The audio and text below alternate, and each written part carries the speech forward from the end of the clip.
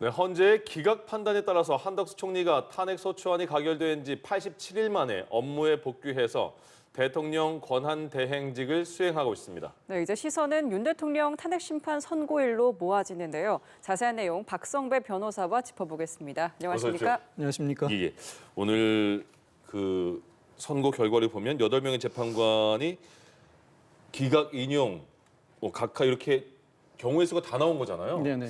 이렇게 그 변호사님 예상하셨습니까? 아니면 왜 이렇게 나왔을까요? 다양한 결론은 충분히 나올 수 있다고 생각합니다. 다만 공교롭게도 이른바 보수 성향으로 분류되는 헌법재판관 2명이 각하 결정을 내므로써 그렇죠.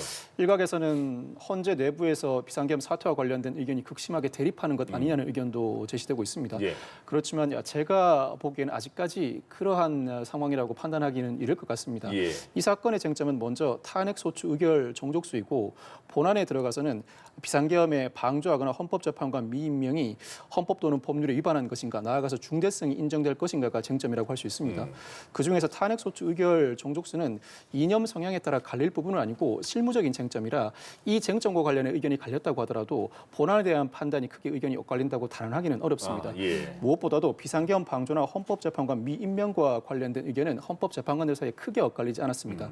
다만 그 중대성 여부를 두고는 일부 엇갈리긴 했었습니다만 한 총리 사건의 특성상 그 중대성 여부를 두고 의견이 엇갈리지 않으면 더 이상합니다. 일부는 의견이 중대하다, 일부는 의견이 중대하지 않다는 의견으로 엇갈려야 자연스러운 현상인 만큼 오늘 헌법재판소 결정을 두고 윤 대통령 탄핵 심판 사건을 앞두고 헌법재판관들 내부에서 의견이 극심하게 대립되고 결정이 선고된다고 하더라도 사회 통합을 이뤄내지 못할 것이라는 관측은 다소 섣부른 관측이라고 생각합니다. 그렇군요. 예. 네, 기각 의견을 낸 5명도 의견이 갈렸는데 4명은 위법은 맞지만 파면 사유는 아니다. 1명은 애초에 위법 자체가 아니다라는 상반된 논리를 냈잖아요. 기각이라는 결론은 같지만 좀 근거가 전혀 다른 상황 아닌가요? 무엇보다 헌법재판관 6인, 물론 각하 의견을 낸 헌법재판관들은 본안에 대한 의견 자체를 내지 않았습니다. 그렇죠. 예. 본안에 대한 의견을 낸 헌법재판관 6인 모두 국회가 선출한 헌법재판관을 한 총리, 즉 대통령 권한대행이 반드시 임명할 의무가 있음은 모두 인정했습니다. 다만 구체적인 결론을 두고 의견이 엇갈린 것인데 기각 의견을 낸 5명 중에 4명은 임명 의무가 존재하고 임명하지 않았으니 헌법 또는 법률을 위반하기도 하였다. 다만 아직까지 중대한 의무 위반이라고 볼 정도는 아니라는 판단에 따라 기각 의견을 낸 것입니다. 다만 헌법재판관 1명은 임명 의무는 존재하지만 헌법 또는 법률 위반은 아니라고 보았는데 한 총리가 상당한 기간 내에 헌법재판관을 임명하지 않은 것은 아니다. 즉 국무회의나 담화를 통해서 여야 합의가 전제되어야 헌법재판관을 임명하겠다고 밝혔지만 그 의사가 전국적인 거부 의사로 볼 수는 없고 특히나 12월 26일에나 헌법재판관이 선출되었는데 한 총리에 대한 탄핵소추는 그 다음 날인 12월 27일에 이루어졌습니다. 불과 한 하루 정도의 시간 동안 이 한 총리가 충분히 검토하고 헌법재판관을 임명할 만한 시간적 여유가 없다는 이유로 헌법 또는 법률 위반이 아니라고 보았는데 모두 다, 즉 본안에 관한 의견을 낸 6인의 재판관 모두 다 국회가 선출한 헌법재판관을 대통령은 반드시 임명해야 한다는 논리에는 다른 이견 자체가 없었습니다. 네, 헌재가 이제 한 총리가 헌법재판관에 임명하지 않은 것은 위법이다라는 의견이 나왔는데 그렇다면 이제 한 총리가 업무에 복귀를 했으니까 마흔여 헌법재판관을 바로 임명을 해야 할까요? 한 총리가 업무에 복귀한 이상 대통령 권한 대행을 수행하게 되는데 만약 헌법재판관을 임명할 의무는 자명합니다. 다만 언제까지 임명하여야 하는지가 관건인데 헌법재판소는 앞서 최상목 권한 대행과 관련된 권한쟁의 심판에서도 국회는 헌법재판소 구성권을 가지고 있고 곧바로 임명하지 않는 경우에는 이 구성권을 침해한다는 결론을 재차 반복한 바 있습니다. 이 법령상 이 헌법재판관에게 자격 요건을 흔결하거나 이 선출 과정에 법률 위반이 있지 않는 이상은 그 임명을 강행해야 하는데 그럼에도 불구하고 한 총리 사건에서는 이 대통령 탄핵 심판을 진행하는 헌법재판소를 무력화시킬 의도 내지는 목적이 있다고 보기는 그 근거가 빈약하다는 이유로 기각되었습니다. 그렇다면 이미 대통령 권한 대행으로 복귀한 한 총리 입장에서는 충분한 자격 요건과 선출 과정 위법성을 검토할 시간이 주어진다면 그 시간이 오래 걸리지는 않을 것입니다. 적어도 한 달 이내에는 만약 헌법재판관을 임명할 의무가 있다고 보여지고 현재 드러난 정황상으로는 이와 같은 하자가 존재하지 않는 이상 2주를 넘긴다면 또다시 법률 위반의 문제가 제기될 것으로 보입니다. 그렇군요. 그때 되면 다시 또 탄핵이라는 단어가 나올 수도 있겠네요, 상황상. 그때는 이번 헌법재판소 결정에 비춰본다면 충분한 법률 검토가 이루어질 만한 시간임에도 불구하고 미적거린다는 취지로 그 인용 가능성이 더 높아지는 것은 사실입니다. 그렇군요. 하나하나씩 보면 그 한덕수 총리가 국무회의를 권한 없이 소집했다. 그러니까 이런 거였잖아요.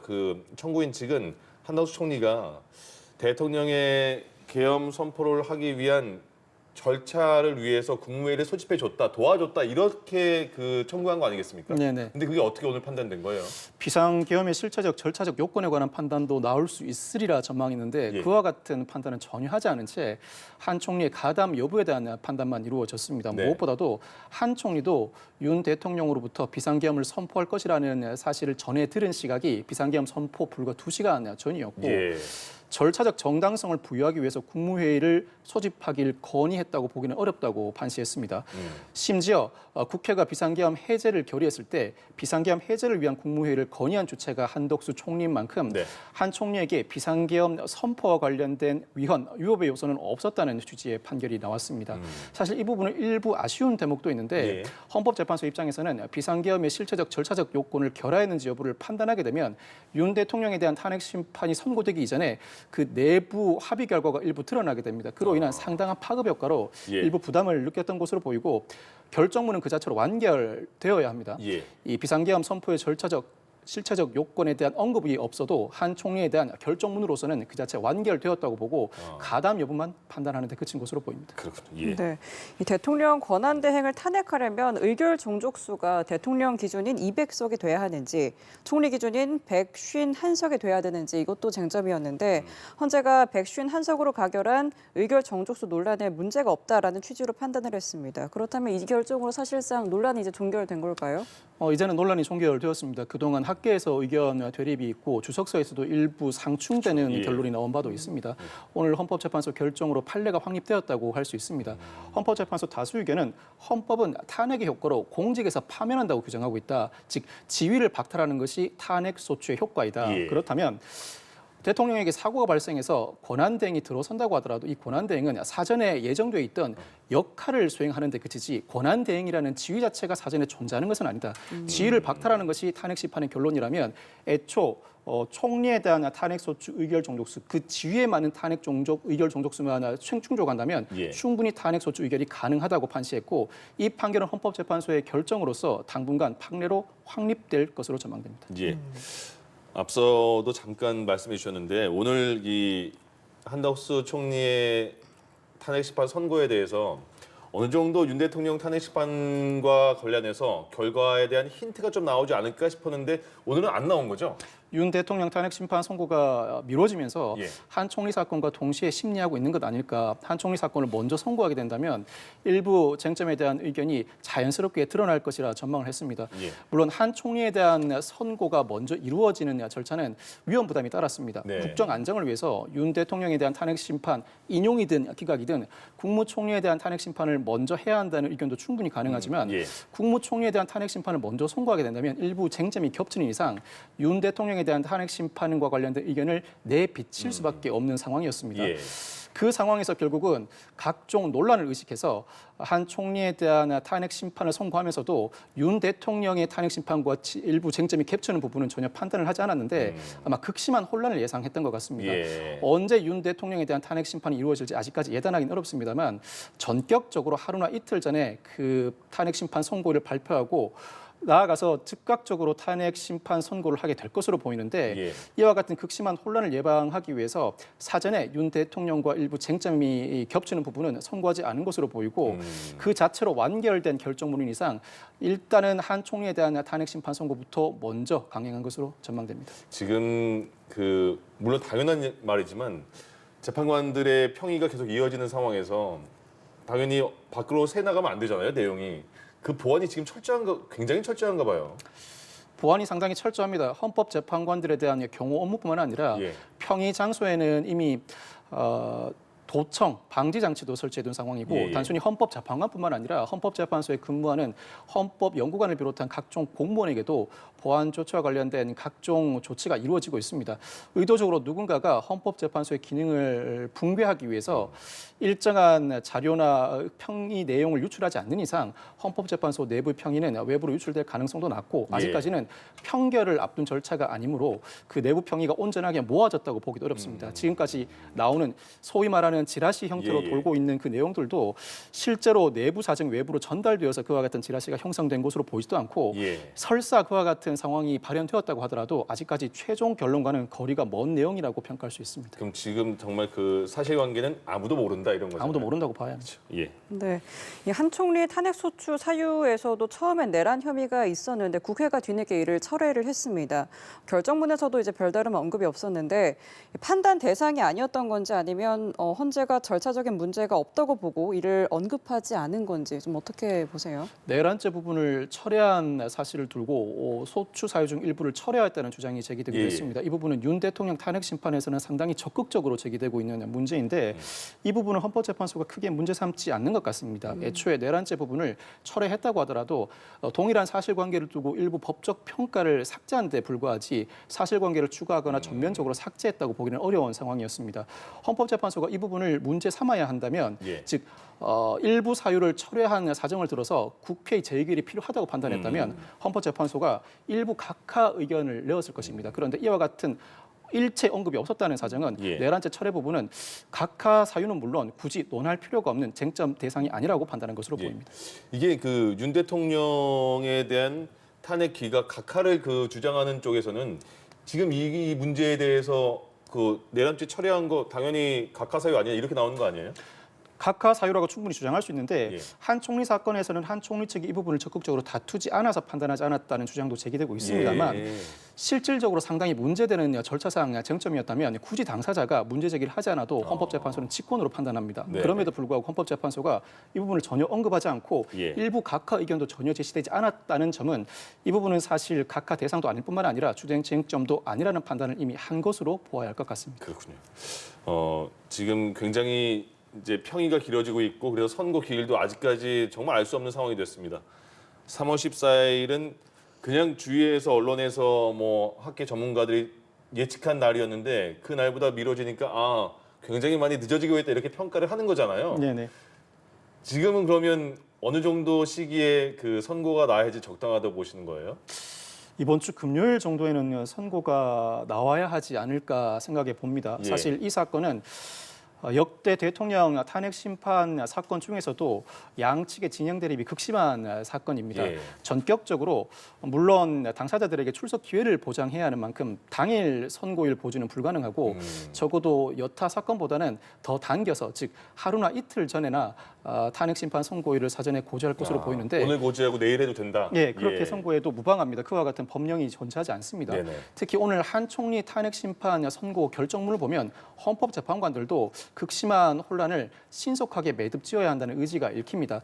별개 의견도 있고 반대 의견도 있고 주된 다수 의견에도 신속한 결정이 이루어져야 한다. 우리 사회가 현재 이 사건으로 극심한 의견 대립이 벌어지고 있고 만약 헌법재판관 임명 거부나 특히 내란죄와 관련된 이 상설특검법 임명 거부, 즉 추천 의뢰 거부와 관련돼서도 신속한 각종 결론이 이루어져야 하는데 이와 같은 결론이 미루어짐으로 인해 우리 사회가 극심한 혼란을 빚고 있다는 문구가 반복되고 있음을 확인할 수 있습니다. 헌법재판관 8명들도 신속한 결정을 내려야 한다는 문제의식은 충분히 가지고 있는 만큼 특히 한 총리에 대한 탄핵 심판 선고가 이루어졌다면 병행 심리를 지금까지 해왔다고 보아야 합니다. 윤 대통령에 대한 탄핵 심판 선고도 임박해 있고 이번 주를 넘길 가능성은 낮아 보이는데 이번 주를 넘기게 되면 다음 주 화요일이 당장 4월입니다. 4월로 가게 되는데 4월로 가게 된다면 4월 18일이 2명의 헌법재판관 퇴임을 앞두고 있는 일정이라 적어도 4월 첫째 주, 즉 빠르면 이번 주, 늦으면 다음 주까지는 충분히 선고가 예상되는 상황입니다. 예상은 되더라도 예상이 되는 것뿐만 아니라 해야 된다 이런 말씀이시네요. 그렇죠? 그렇습니다. 이제는 해야 할 것으로 보입니다. 알겠습니다. 네. 앞서 언급한 것처럼 헌재가 한 총리 탄핵 소추를 기각하면서 기각, 인용, 각하 각각 또 서로 입장차를 보이지 않았습니까? 윤 대통령 탄핵은 또 사안이 더 크고 쟁점도 복잡하다고 느껴지는데 어떻게 결과를 어떻게 좀 추측을 하세요? 한 총리 사건보다는 쟁점이 복잡하지만 박근혜 전 대통령 탄핵 심판 사건보다는 쟁점이 단순합니다. 제 개인적인 추정을 넘어서서 법조인 입장에서 이 사안을 해석해 보자면 주된 주문 자체는 헌법재판관 전원 또는 대부분이 일치할 것으로 보입니다. 그렇지만 각 쟁점별로 일부 의견은 충분히 갈릴 수 있을 것으로 전망합니다. 윤 대통령 탄핵 심판 사건의 주된 쟁점은 비상계엄 선포 요건을 갖추었는가, 계엄령 1호의 위법성, 나아가서 국회 봉쇄나 선관위 장악 시도가 있었는가라고 볼 수 있습니다. 이 각 쟁점별로 일부 의견을 엇갈릴 수 있습니다만 사실관계에 대해서 의견이 크게 엇갈릴 가능성보다는 이와 같은 사실관계를 전제로 대통령을 공직에서 파면할 정도로 중대한 사유를 인정할 것인지를 두고 일부 재판관들 사이의 의견이 대립될 것으로 보입니다. 여기서 의견이 대립된다는 의미는 각 쟁점별로 중대한 사유가 있는지를 두고 의견이 대립될 가능성이 높습니다. 주문에 대해서는 헌법재판관 전원 내지는 대부분이 이 의견의 일치를 볼 것으로 전망합니다. 나아가서 윤 대통령 사건에서는 절차적 정당성에 대한 각종 반론이 상당히 많이 제시되었는데 헌법재판소법 제23조는 수사 중인 사건의 기록 송부는 요구할 수 없도록 하고 있음에도 불구하고 이 사건뿐만 아니라 예전 사건에서도 수사 기록 중인 사건의 기록을 송부받아서 헌법재판의 근거로 삼아왔습니다. 강하게 반론이 제기되는 이상 이 수사 중인 사건의 기록 송부를 받을 만한 적법한 근거를 헌법재판소 판례 설립처럼 상당 부분 충실하게 제시할 가능성이 높아 보이고 특히 형사소송법 개정 이후에 공범의 피신 조서는 형사재판 과정에서도 당사자가 부인하면 증거로 사용할 수 없게 됩니다. 그럼에도 불구하고 일종의 행정 재판인 탄핵 심판 사건에서 이 자료를 그대로 사용하게 된다면 그 근거를 무엇으로 제시해야 할지 근거를 제시하는 과정에서도 상당 기간 시간이 소요될 것으로 보입니다. 여러 쟁점들을 복합적으로 다루고 있는 윤 대통령 탄핵 심판 사건인 만큼 시간이 소요될지언정 이제는 어느 정도 평의가 마무리되고 본격적인 평결 절차에 돌입하는 과정으로 전망됩니다. 알겠습니다. 네, 알겠습니다. 이 시간 박성배 변호사와 함께 이야기 나눠봤습니다. 오늘 말씀 고맙습니다. 고맙습니다. 감사합니다.